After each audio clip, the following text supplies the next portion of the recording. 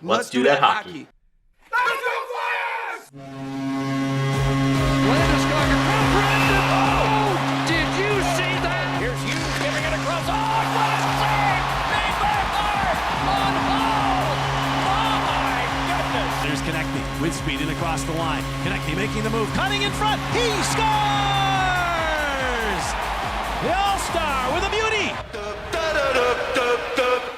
Hockey is back and the NHL is here. Hello everyone and welcome back to my channel for a video talking about the Fly Guys. It's Fly Guy Talk now, and it's basically going to be short and sweet, me talking about whether or not I think the Philadelphia Flyers will be contenders for the Stanley Cup this NHL season. There are a few things to talk about to get you acclimated with this Flyers team before the season starts, so let's get into it. First off, I think it's funny that Alain Vigneault is entering his second season as the Flyers head coach, but now he is the most tenured head coach in Philadelphia sports right now, with Doug Peterson being fired. The fact of the matter is, this guy has been to many a playoff series and multiple Stanley Cups. Although he hasn't won one as a head coach, it is still important that he has the experience. It played a big role into the success of this Flyers team last year, and obviously the Flyers had a second-round exit in Game 7 against the New York Islanders in the bubble last season, and it was a tough way to go out. My expectations for the team, honestly, I thought they could have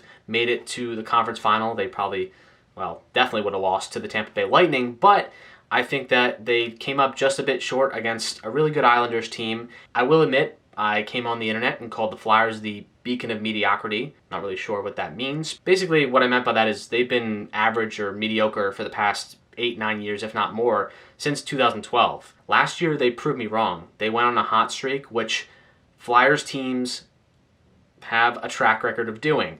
But they were able to get hot at the right time and get the 1 seed, even though technically they didn't get the 1 seed. But in terms of the bubble rules, they were the 1 seed in the playoffs, and they really were playing like it. They were playing together as a unit, offensively and defensively. This team was excelling on both ends of the ice, and the veteran presence and the young stars on this team really were the bright spot, and I think that that's something that will be another focus this upcoming season.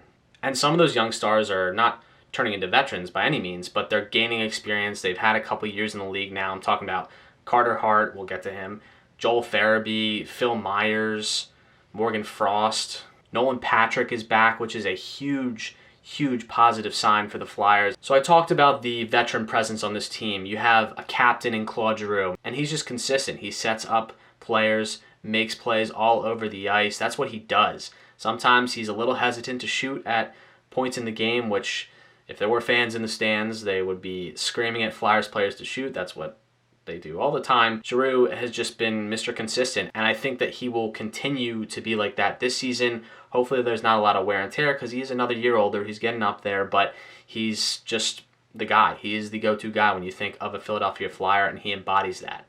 And adding on to that veteran leadership and presence, you talk about a guy like Jake Voracek, Sean Couturier, who has matured into such a great player, setting up guys left and right, getting assists, getting points, dangling people with his 6 skills, his skills that kills. And then you got other guys like Kevin Hayes, who had arguably one of the best seasons in his career last year in his first year as a Philadelphia Flyer. Travis Konechny, who has come on to a big goal scorer, a 20 to 30, if not more goal scorer I expect him to be this year.